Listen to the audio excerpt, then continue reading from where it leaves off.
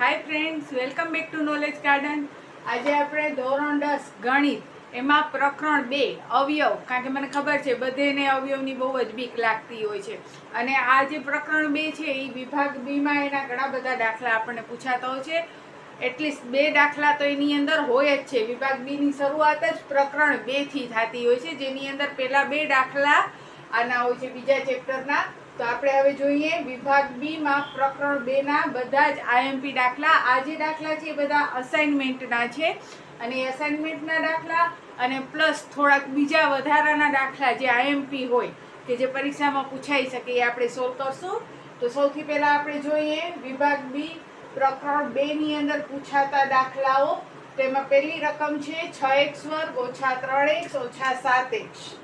તો જોઈએ આપણે રકમ 6x વર્ગ ઓછા 3x. હવે જ્યારે પણ તમે અવયવ પાડો છો, જો તમને અવયવની બીક લાગતી હોય તો ટેન્શન ન લ્યો, આપણે અહીંયા અવયવ શીખશું શોર્ટકટ રીતે, સરળ રીતે. તો પહેલી વાત એ યાદ રાખવાની કે જ્યારે પણ તમે અવયવ પાડો છો ત્યારે પહેલી નજર તમારી જાવી જોઈએ કે એની ઘાત છે એ ઉતરતા ક્રમમાં છે કે નહીં.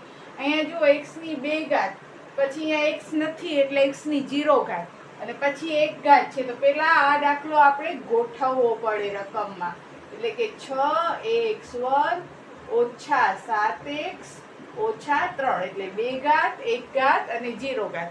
હવે શૂન્ય શું છે? શૂન્ય તો શૂન્ય એટલે આપણે x ની વેલ્યુ શોધવાની છે, ને x ની વેલ્યુ શોધવા માટે આપણે પહેલા આના અવયવ પાડવા પડે. તો જો હવે સાવ સરળ રીતે, અને ધારો કે તમે 8મા ધોરણમાં જ છો એવી રીતે પાયાથી તમને અવયવ શીખવાડું. સૌથી પહેલો સ્ટેપ તમારો શું કરવાનો? તો આ બેનો ગુણાકાર કરવાનો. 6 તેરી 18, બરોબર? એટલે ગુણ્યા 18. ગુણાકાર આપણને જોઈએ છે 18. જો અહીંયાથી પહેલેથી હું છેલ્લે સુધી આવી, પહેલા અને છેલ્લાનો ગુણાકાર કર્યો, બરોબર? 6 તેરી 18 એટલે ગુણાકાર 18. હવે ગાડી આપણી રિવર્સમાં જ આવી જોઈએ. ગુણાકાર 18 પછી હવે ગાડી આમ જવા દો તો અહીંયા પહેલી નિશાની શું આવી? માઇનસની. માઇનસની નિશાની એટલે એમ કે છે કે આપણને બાદબાકી જોઈએ છે. 6 તેરી 18. હવે ગાડી આમ જ હાલશે. 6 તેરી 18 ગુણાકાર 18 બાદબાકી 7. બસ અહીંયા સ્ટોપ થઈ જાઓ, બાદબાકી 7 કરીને. 6 તેરી 18 માઇનસ, આ નિશાની જોવાની, માઇનસ એટલે બાદબાકી જોઈએ છે 7. હવે પહેલા આનો પાડો નક્કી કરો કે કેનો ગુણાકાર 18 ને બાદબાકી 7 થાય છે. તો 9 દુ 18, અને 9 માંથી 2 જાય તો કેટલા વધે? 7 વધે, બરોબર? હવે બોલતા જાઓ. પહેલો પદ જેમ છે તેમ, છેલ્લો પદ નિશાની શીખે જેમ છે તેમ. ભાગ શેનાથી આલ્યા? 9 અને 2 થી, એટલે અહીંયા વચ્ચે લખવાનું 9x ને 2x. હવે અહીંયા વચ્ચે કઈ નિશાની મૂકવી? તો આપણે જો 6 તેરી ગુણાકાર 18 બાદબાકી 7 અહીંયા સુધી કર્યો, તો હવે કઈ નિશાની આવી? માઇનસની. તો આ બંનેમાંથી જે મોટા હોય એને માઇનસ આપી દો. હવે જે વિદ્યાર્થીઓને માઇનસ પ્લસમાં ભૂલ થતી હોય એને શું વિચારવાનું કે આપણે 7 ખોવાના છે. આપણે કેટલા ખોઈ આવ્યા? 9 ખોઈ આવ્યા, તો 2 પાછા લઈ આવો. અને એમ ન ખબર પડે તો હંમેશા યાદ રાખો કે મોટા આ જે નિશાની હોય મોટા પદને આપો. હવે આપણે -7 જોઈએ છે તો મોટા પદની નિશાની આવી જોઈએ, તો 1 ઓછા ને 1 વત્તા હોય તો બાદબાકી થાય. તો આ ઓછા છે તો અહીંયા વત્તા કરું તો જ બાદબાકી થાય, એટલે 9 માંથી 2 જાય તો 7 ને મોટા પદની નિશાની. હવે બબ્બેની જોડી. જો ડાયરેક્ટ તમને સામાન્ય કાઢતા આવડે તો બહુ સરસ, ને ના આવડે તો રફમાં સામાન્ય કાઢો. આ બધું અહીંયા રફ કામ જ થાય છે. 6x વર્ગ ઓછા 9x. હવે એમાંથી મને સામાન્ય કાઢવું છે તો 6 ના ભાગ પાડો. 2 તેરી 6 ગુણ્યા x ગુણ્યા x, માઇનસ 9 ના ભાગ 3 તેરી 9 ગુણ્યા x. બંનેમાં સરખું સરખું શું છે? xx 3 3, બરોબર? આના સિવાય કઈ સરખું છે? નથી. તો 3x 3x બંનેની અંદર છે. આ 6 વાળા વિભાગમાં એ છે ને આ 9 વાળા વિભાગમાં એ છે. જો 6 ના ભાગ પાડ્યા અને કૌંસમાં મેં લખ્યા છે, પછી માઇનસ કરી 9 ના ભાગ પાડ્યા. બંનેમાં સરખું સરખું 3x. આ x લેવા હોય તો આ x લઈ લો, 3x ને અહીંયા પણ 3x. તો 3x 3x નીકળી જશે 12. હવે અંદર શું રહી ગયું? તો 2 અને x, કારણ કે આ 3x તો સામાન્ય છે, આમાં આ 3x સામાન્ય છે, સરખા સરખા છે એ 12. તો હવે શું રહી ગયો? 2x. તો 2x પછી કઈ નિશાની છે? માઇનસ. કેટલા? 3.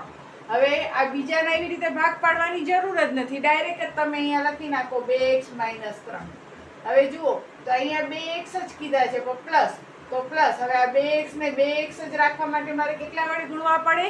1 વડે. એટલે 2x એકા 2x અને વત્તે ઓછે ઓછા 3 એકા 3. વેરીફાઈ કરી લો. 3 દુ 6, x નો વર્ગ ને 3 તેરી 9. બરોબર. હવે બે કૌંસ કેવા થઈ ગયા? સરખા થઈ ગયા. તો સરખો કૌંસ એક વખત અને બાકીનો કચરો બીજા કૌંસમાં.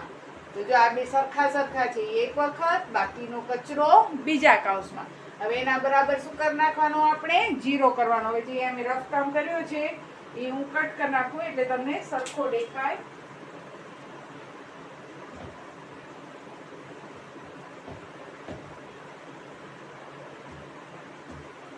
હવે જો 2x - 3, 2x - 3 એક વખત, 3x + 1 બીજા કૌંસમાં. હવે 2x - 3 બરાબર 0, 3x + 1 બરાબર 0. પેલા પદ બરાબર 0, બીજા પદ બરાબર 0. 2x - 3, હવે -3 બરાબર ને આ સાઈડ આવે તો શું થઈ જાય? +3.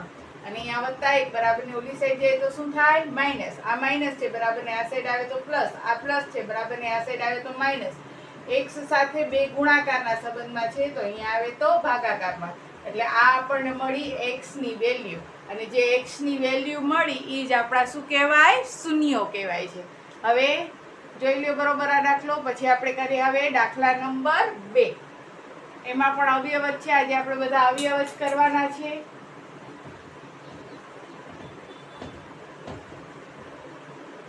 હવે બીજી રકમ છે તમારી 6x² + x - 12. ઘાત ગોઠવેલી છે તો ગોઠવેલી છે. શું કરશું? પેલા છેલ્લાનો ગુણાકાર 12 6 72, એટલે ગુણાકાર 72. પછી બાદબાકી, તો બાદબાકી કેટલી? કાંઈ નથી. અહીંયા તો કેટલા હોય? 1 હોય. બાદબાકી 1. ગુણાકાર 72 થાય અને બાદબાકી 1 થાય એવો પાડો. 9 × 8 = 72. 9 માંથી 8 જાય 1. તો પેલો પદ જેમ છે તેમ, છેલ્લો પદ નિશાની શીખે જેમ છે તેમ. ભાગ શેનાથી આલ્યા? 9 અને 8 થી, એટલે 9x ને 8x.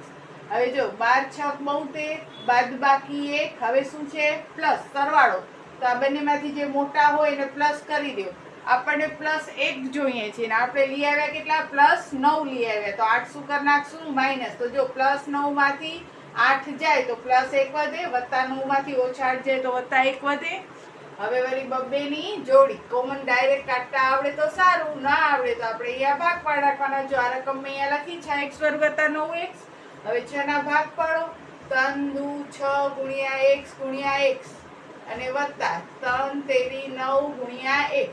સરખું શું છે? તો આમાંય 3x છે, આમાંય 3x છે. તો 3x ને કાઢી નાખો બારે. તો હવે અંદર શું રહી ગયો? 2x. 2 × x એટલે 2x વત્તા અહીંયા કેટલા રહી ગયા? 3. બસ. હવે આનું કઈ કામ નથી. હવે અહીંયા પણ આપણે ઈ જ કૌંસ લખી જ નાખવાનો. 2x + 3. હવે જોવાનું અહીંયા શું જોઈએ છે? માઈનસ ને કેટલા જોઈએ છે? 8 જોઈએ છે. તો 2 ને કેટલા વડે ગુણીએ તો 8 થાય? 4 વડે. એટલે 2 ચોક 8 ને 3 ચોક 12. માઈનસ પ્લસ માઈનસ થઈ ગયા. હવે બંને કૌંસ સરખા છે એક વખત અને બાકીનો કચરો બીજા કૌંસમાં. અને એના બરાબર શું કરી નાખવાનો? 0. એટલે કે પેલો પદ એના બરાબર પણ 0, બીજો પદ એના બરાબર પણ 0. આ જે કૌંસ વાળો જે જવાબ આવે છે આને આપણે અવયવ કહીએ. શું કહીએ? અવયવ. હવે એ અવયવ ઉપરથી આપણે શું લઈશું? શૂન્ય શોધશું. શૂન્ય શોધવા માટે એ બે અવયવ જે આવ્યા છે એના બરાબર 0 લઈ લેવાના. હવે જો આ આજુવાળો ને આ બાજુવાળો, આપણે કહીએ ને આજુબાજુવાળા, આને કહેવાય આજુવાળો. જે એકદમ નજીક હોય એ આજુવાળો ને બાકી બાજુવાળો. અહીંયાથી આપણે x ને એકલો કરવો છે તો પેલા બાજુવાળાને દૂર કરો. એટલે +3 છે અહીંયા આવે તો માઈનસ, પછી આજુવાળાને દૂર કરો. એટલે કે બે ગુણાકારમાં છે, અહીંયા આવે તો ભાગાકારમાં. આજુબાજુવાળા દૂર થઈ ગયા એટલે x ભાઈ થઈ ગયા એકલા. એટલે x ભાઈ જે એકલા થઈ એને શું કહેવાય? આપણે x ની વેલ્યુ કહેવાય. એવી જ રીતે અહીંયા કરો. આ જો આ એકદમ આ આજુવાળો ને આ સોરી આ બાજુવાળો ને આ આજુવાળો, આજુબાજુ. બરોબર. સૌથી પહેલા આપણે જે x ની નજીક છે ને નહીં, એનાથી જરાક દૂર છે એને ઓલી સાઈડ લઈ જાવ. એટલે +4. -4 છે, આ સાઈડ આવે તો +4. એટલે x બરાબર 4. આ 3 ગુણાકારમાં, અહીંયા આવે તો ભાગાકારમાં. એક નિયમ યાદ રાખવાનો કે માઈનસ આ સાઈડ આવે તો પ્લસ, ગુણાકાર હોય આ સાઈડ આવે તો ભાગાકાર. એટલે જવાબ આવશે તમારો -3/3 અને 4/3. એના પછીનો આપણે દાખલો જોઈએ હવે. ત્રીજો દાખલો, એમાં જરાક રકમ અવયવની સાથે થોડુંક આગળ ગણતરી પણ કરવાની આપણને કીધું છે કે જો આલ્ફા અને બીટા, અહીંયા મેં રકમ શોર્ટમાં જ લખેલી છે, જો આલ્ફા અને બીટા x વર્ગ વત્તા 9x વત્તા 14 ના શૂન્ય હોય તો આલ્ફા વર્ગ માઇનસ બીટા વર્ગનું મૂલ્ય શોધો. તો સૌથી પહેલા તો આપણે આના જેમ કરીએ છીએ એવી જ રીતે અવયવ પાડી લેવા જોઈએ, એટલે કે x વર્ગ વત્તા 9x વત્તા 14. હવે જો અહીંયા કાંઈ નથી એટલે 1 કહેવાય, એટલે 14 એકા 14. આની શોર્ટકટ રીત પણ છે 14 એકા 14 અને સરવાળો કેટલો જોઈએ છીએ 9. 14 એકા 14 ને સરવાળો જોઈએ છે, અહીંયા પ્લસ છે એટલે સરવાળો કેટલો જોઈએ છે 9. 7 દુ 14 ને 7 ને 2 9. પેલો પદ જેમ છે તેમ, છેલ્લો પદ નિશાની શીખે જેમ છે તેમ, ભાગ 7 અને 2 થી આલ્યા એટલે 7x ને 2x વત્તા 9. તો બંનેમાંથી જે મોટા હોય એને વત્તા આપી દો. આ 9 આગળ પ્લસ છે તો આ બંનેમાંથી જે મોટી રકમ હોય એને વત્તા આપો, તો વત્તા 7 ને વત્તા 2 એટલે વત્તા 9.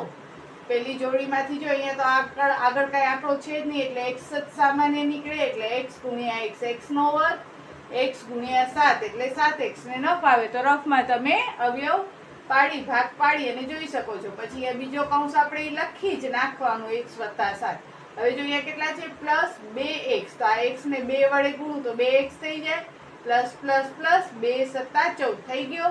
હવે આ બે કૌંસ સરખા છે એ એક વખત, બાકીનો કચરો બીજા કૌંસમાં, ને એના બરાબર શું લઈ લેવાનો 0, એટલે x વત્તા 7 બરાબર 0, x વત્તા 2 બરાબર 0, એટલે x બરાબર વત્તા 7 ઓલી સાઈડ જાય તો -7 ને વત્તા 2 ઓલી સાઈડ જાય તો -2. તો આ થયા તમારા -7 અને -2 એના અવયવ થયા. આપણે તો આલ્ફા વર્ગ અને માઇનસ બીટા વર્ગના મૂલ્ય શોધવાના છે. તો હવે આપણે સાઈડમાં શોધીએ આલ્ફા વર્ગ માઇનસ બીટા વર્ગના મૂલ્ય. જો આપણા ભાગ તો પડી ગયા x પ્લસ 7 x પ્લસ 2 બરાબર, પ્લસ 7 અહીંયા આવ્યા તો -7 પ્લસ 2 અહીંયા આવ્યા તો -2. હવે આપણને પૂછ્યું છે આલ્ફા પ્લસ બીટા વર્ગના મૂલ્ય. તો આલ્ફા પ્લસ બીટા વર્ગ, તો આજે પેલો શૂન્ય મળ્યો હોય ને આપણને, પેલી જે x ની વેલ્યુ મળી હોય એને આલ્ફા કહેવાય, અને બીજા x ની જે વેલ્યુ મળી હોય એને શું કહેવાય બીટા કહેવાય. તો હવે આલ્ફા વર્ગ પ્લસ બીટા વર્ગ, તો આલ્ફા એટલે શું મળ્યું છે -7 એનો વર્ગ, અને બીટા એટલે શું મળ્યું છે -2 એનો વર્ગ. 7 નો વર્ગ 49, -2 નો વર્ગ 4, 49 વત્તા 4 એટલે 53. હવે એના પછીનો આપણે દાખલો જોઈએ.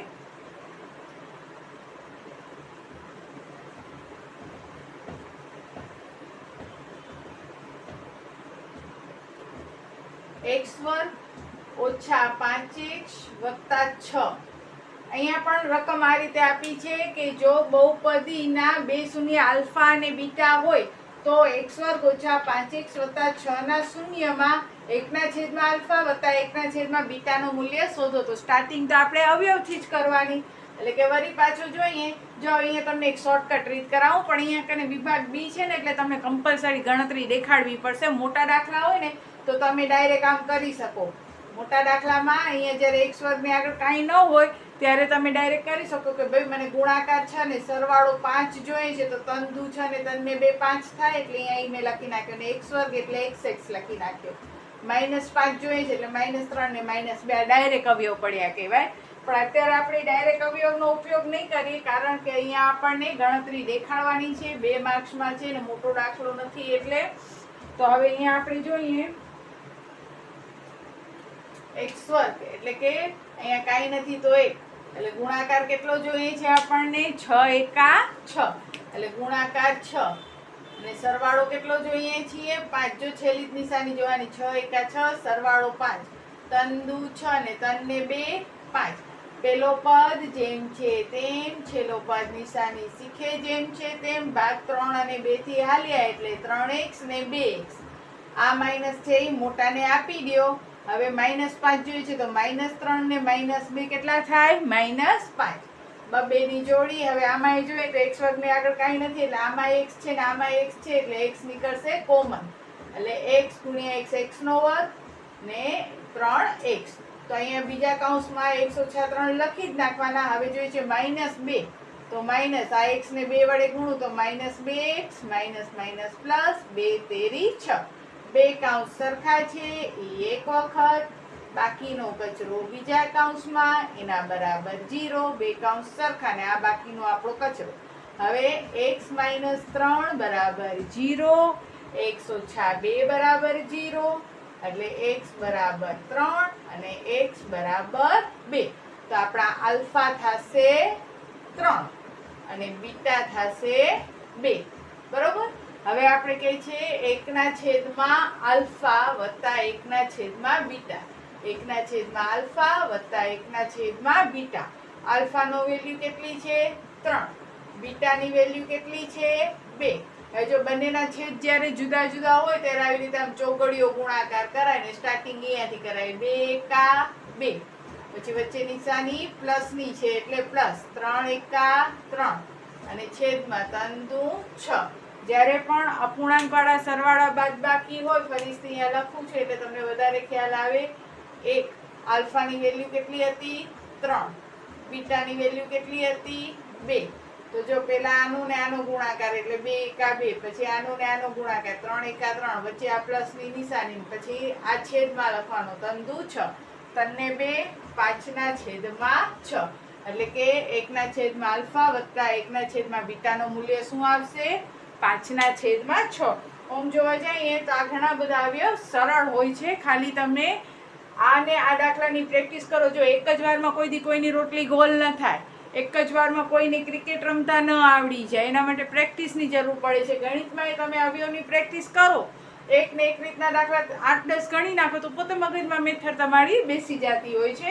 હવે જો અહીંયા પાંચમો દાખલો આપણે પાંચમા દાખલામાં કઈ છે શૂન્યનો સરવાળો. હવે જો તમને સૂત્ર યાદ હોવા જોઈએ બીજા ચેપ્ટરના શૂન્યના સરવાળાનું સૂત્ર શું છે તો -b/a. બરોબર. હવે આની સાઈ ખલાસ થઈ ગઈ લાગે છે પેનની મારી. -b/a આ શું કહેવાય શૂન્યનો સરવાળો કહેવાય, આલ્ફા બીટા કહેવાય. અને c/a તો એને શું કહેવાય ગુણાકાર કહેવાય. આલ્ફા બીટા એટલે ગુણાકાર, બે શૂન્યનો સરવાળો અને બે શૂન્યનો ગુણાકાર. તો એનો સૂત્ર છે શૂન્યનો સરવાળો એટલે -b/a અને શૂન્યનો ગુણાકાર કે તો c/a. આવી જ રીતે આપણે લખવાનું. હવે જો અહીંયા રકમમાં શું આપી છે, અહીંયા હું તમને સાવ શોર્ટકટમાં દાખલો કરાવીશ. જો તમને કહે છે શૂન્યનો સરવાળો -4 વર્ગમૂળ 2, તો આપણે લખવાનું શૂન્યનો સરવાળો એટલે શું થાય -b/a થાય. બરોબર. અને એ આપી દીધો છે -4 વર્ગમૂળ 2. એનો આન્સર શું આપી દીધો છે શૂન્યનો સરવાળો. તો શૂન્યનો સરવાળો એટલે -b/a, સીધું એમ જ લખવાનું. આને શૂન્યનો સરવાળો વંચાય અને એ આપી દીધી છે એની વેલ્યુ -4 વર્ગમૂળમાં 2 અને શૂન્યનો ગુણાકાર તો તમારે સીધો આમ જ લખવાનો c/a એટલે એ શૂન્યનો ગુણાકાર કહેવાય. અને એની વેલ્યુ આપી છે -10. હવે આના છેદમાં કાંઈ નથી એટલે 1, આના છેદમાં કાંઈ નથી એટલે 1. હવે આ શોર્ટકટ રીત ક્યારે તમે અપનાવી શકો જ્યારે છેદની રકમ સરખી હોય તો જ આ શોર્ટકટ રીત અપનાવવાની. છેદની રકમ જુદી જુદી હોય તો આ રીત કરવાની નહીં, તો કેવાળી રીત કરવાની.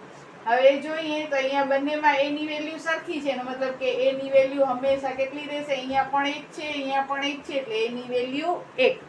પછી અહીંયા બંને બાજુમાં -b બરાબર -4 વર્ગમૂળ 2 કહેવાય. તો બંને બાજુથી માઇનસ માઇનસ કાઢી નાખે તો b બરાબર 4 વર્ગમૂળ 2. અહીંયાથી માઇનસ કાઢ્યો, અહીંયાથી જો a બરાબર 1 તો b બરાબર 4 વર્ગમૂળ 2 અને c બરાબર -10. અહીંયા માઇનસ એટલે રખાય કારણ કે અહીંયા માઇનસ નથી, નહીતર માઇનસ માઇનસ નીકળી જાય. અહીંયા માઇનસ માઇનસ નીકળી ગયા.